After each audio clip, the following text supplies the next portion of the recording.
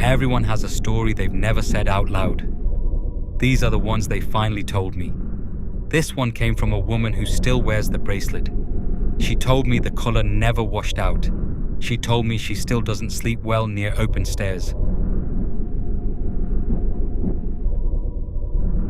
The cliffside road unspooled ahead of them in switchbacks, headlights catching nothing but fog, and the white reflectors nailed to fence posts. Mara sat in the back seat with her dog, a lean shepherd mix named Diesel, curled against her thigh, and watched the dark press in on both sides of the car.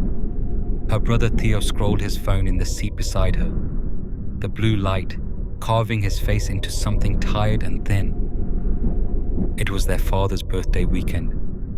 60 years old, and their mother had insisted on something memorable. Not a party, not a restaurant, but a house. A real house, with a view, with history. She'd found the listing 3 months earlier, a multi-unit property tucked into the hills above a nameless stretch of coastline off Highway 1. When the car finally turned up the gravel drive and the headlights swept across the property, Mara felt it before she understood what she was feeling. A tightening under her ribs, a prickling at the back of her neck that had nothing to do with the cold sea air. Her brother felt it too.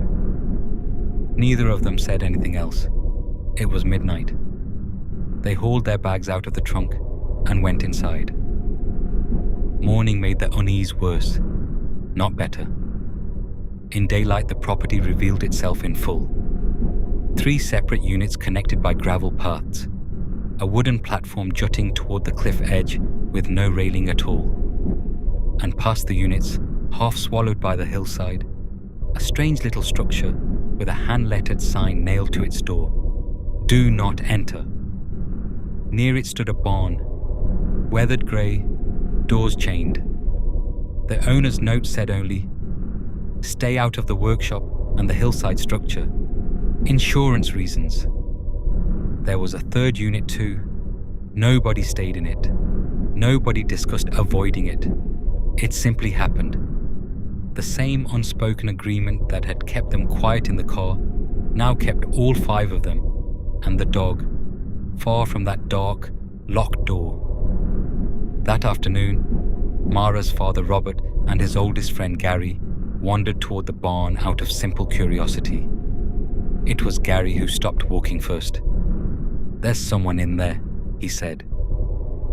Robert followed his gaze to a window set high in the barn's gable end, near the apex of the roof. A pale shape stood motionless behind the glass. "Probably a coat rack," Robert said, "or a tarp over something." They approached anyway. As they got closer, they realized the barn was a single story. The window near the roofline couldn't possibly open onto a room a person could stand in. They stopped at the base of the wall and looked up again. The window was empty. No figure, no tarp. Nothing but dust-fogged glass reflecting a colorless sky. They tried the barn doors, chained, padlocked, and walked back to the house, saying nothing useful to each other for the rest of the day.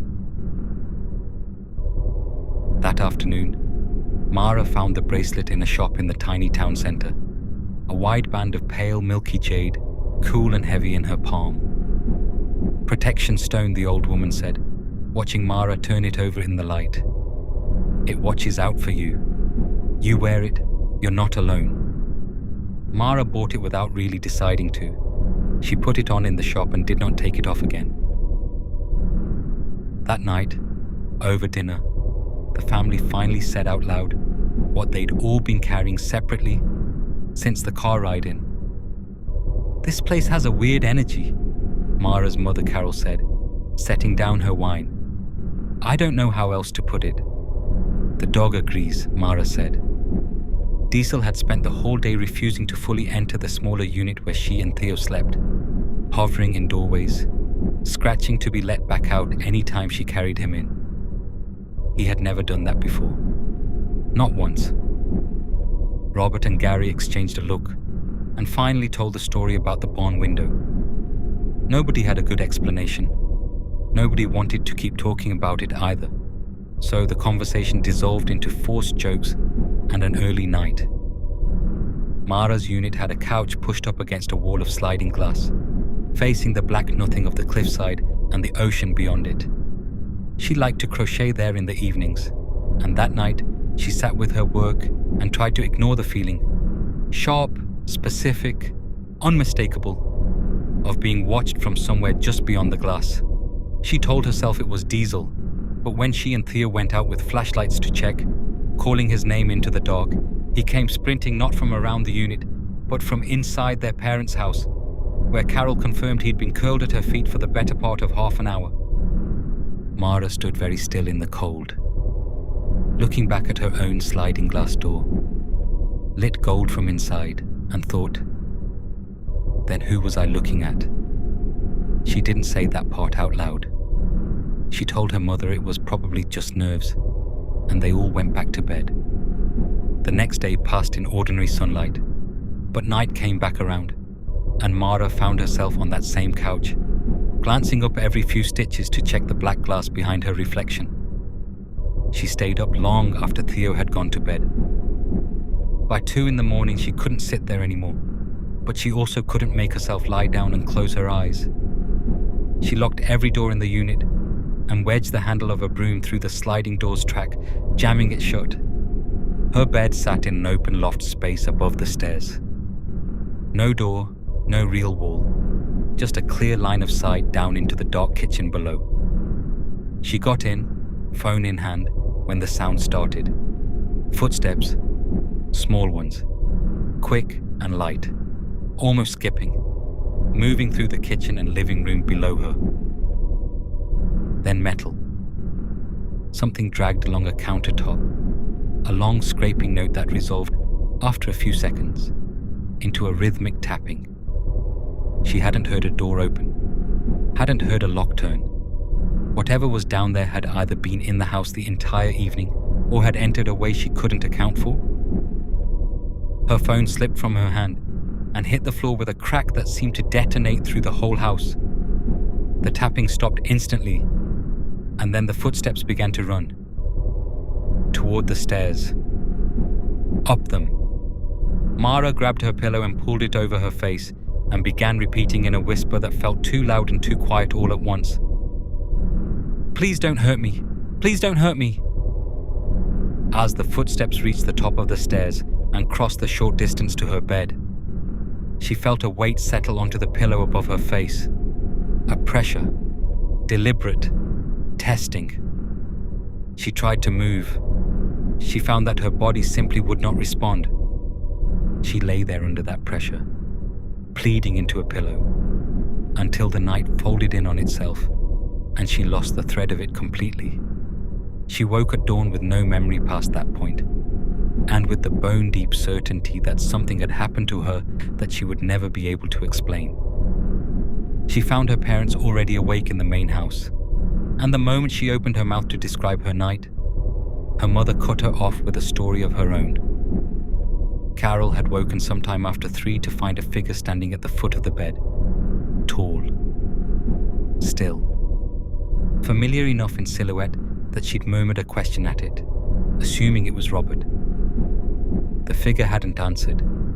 It had simply stood there watching, until the wrongness of its stillness broke through her half-sleep, and she screamed. Robert came running from the couch where he'd retreated hours earlier, and the figure was gone before he reached the doorway.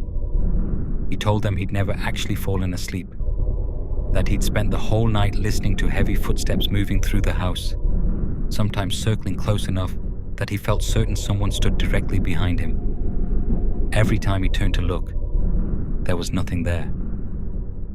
It was Theo in the end who noticed the bracelet. Was that always that color? Mara looked down at her wrist. The pale, milky jade she'd bought 2 days earlier now bore a wide patch of deep, almost black-green discoloration, bleeding out from the center of the stone like a bruise beneath skin. It wasn't on the surface. It was in it. She thought about the shopkeeper's words. It watches out for you. You're not alone. And about the older belief she vaguely remembered. that certain stones could darken after absorbing something, as if the stone had done exactly what it was brought to do, and this was simply what that looked like afterward. They left 2 days early. Nobody suggested it out loud. It simply happened. Bags packed with a shared unspoken urgency, pulling them toward the car and the long grey road home. In the months that followed, Mara built a theory.